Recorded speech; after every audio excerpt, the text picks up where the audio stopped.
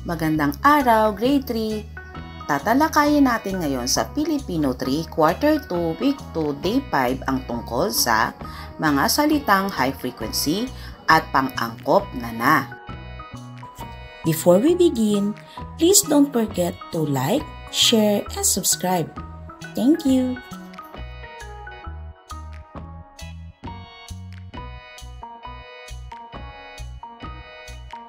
Panimulang gawain.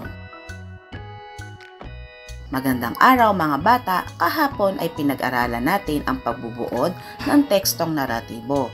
Tingnan ko nga kung naunawaan ninyo ang mga hakbang sa pagsasagawa nito. Itaas ang hinlalaki kung tama ang pahayag at ibaba naman kung ito ay mali.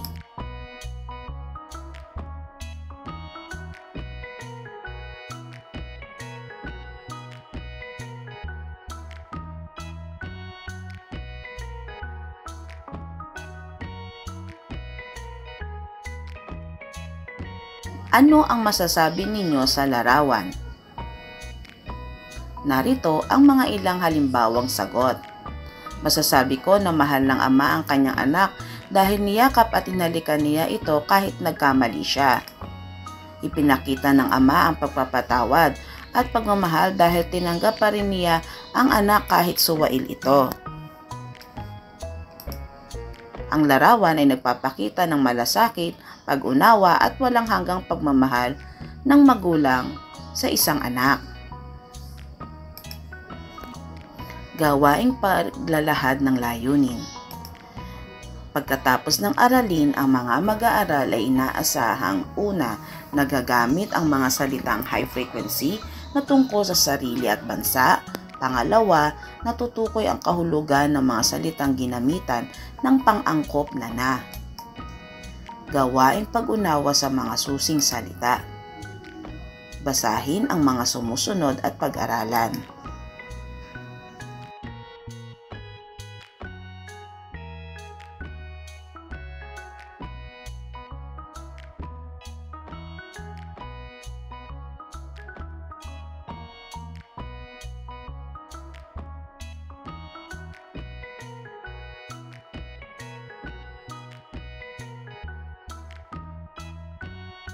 Pangalawa, pagbasa sa mahalagang pag-unawa o susing idea. Bunsong anak. Babalik ako sa aking ama at sasabihin ko sa kanya, Ama, ako ang iyong suwail na anak. Nagkasala ako sa Diyos at sa inyo. Hindi na po ako karapat-dapat na tawaging anak ninyo. Ibilang na lamang ninyo akong isa sa inyong masisipag na alila, tagapagsalaysay. Umuwi ang anak na may butas na bulsa. Malayo pa'y natanaw na siya ng kanyang ama na may busilak na puso. At dahil sa matinding awa ay patakbo siyang sinalubong, niyakap at hinalikan. Bunsong anak, Ama, nagkasala po ako sa Diyos at sa inyo. Hindi na po ako karapat-dapat na tawaging anak ninyo. Tanggapin niyo ako kahit alila lamang. Ngunit tinawag ng ama ang mga alila. Ama, dali, kunin ninyo ang damit na maganda at bihisan ninyo siya. Suotan niyo siya ng singsing na mamahalin at ng sandalyas na bago. Katayin ninyo ang pinatabang guya at tayo'y kumain at magdiwang. Naibigan niyo ba ang dialogo? Halina't iproseso natin ito sa pamamagitan ng pagsagot sa mga tanong.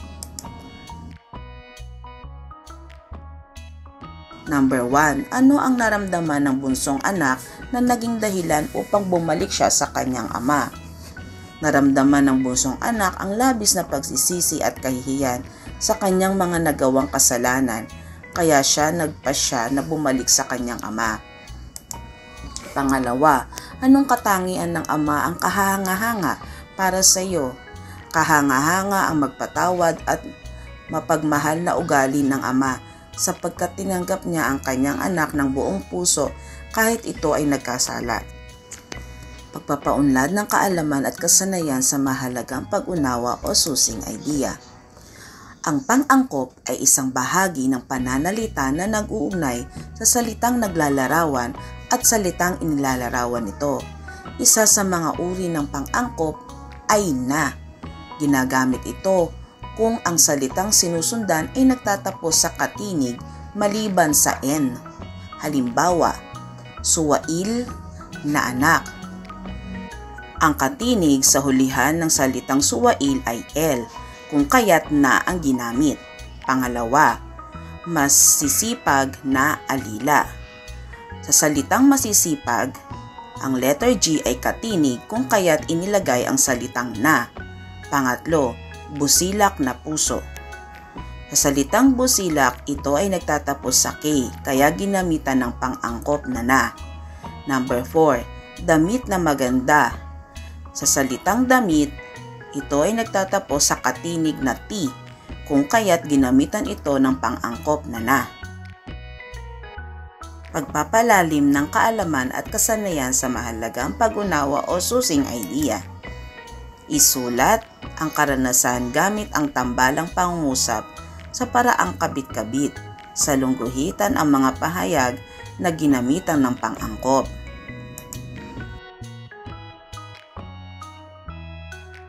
Narito ang isang halimbawang tugon na maaari ninyong gamiting batayan. Noong Sabado ay nagdinis kami ng bakuran at nagtulungan kaming mag-ayos ng mga halaman na nakatanim sa paso.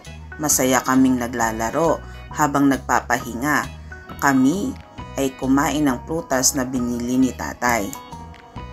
Ang tambalang pangungusap, nagtulungan kaming mag-ayos ng mga halaman habang nagpapahinga kami at kumakain ng prutas.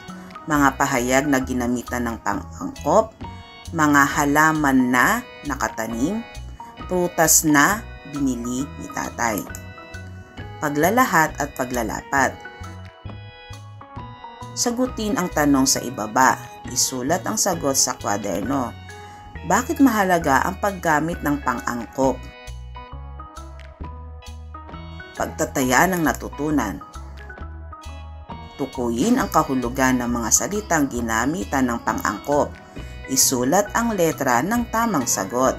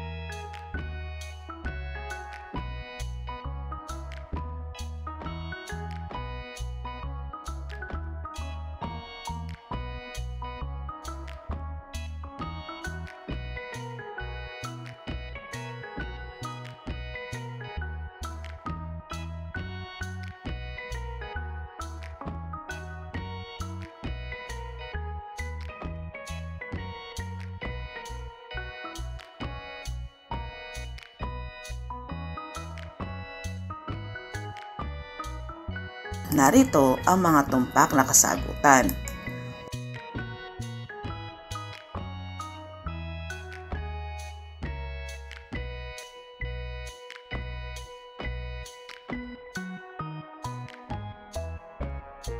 Para sa ating remediation, magsulat ng 5 tambalang pangungusap na ginagamitan ng pang-angkop na.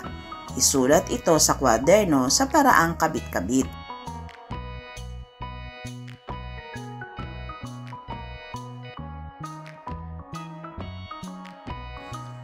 Magaling!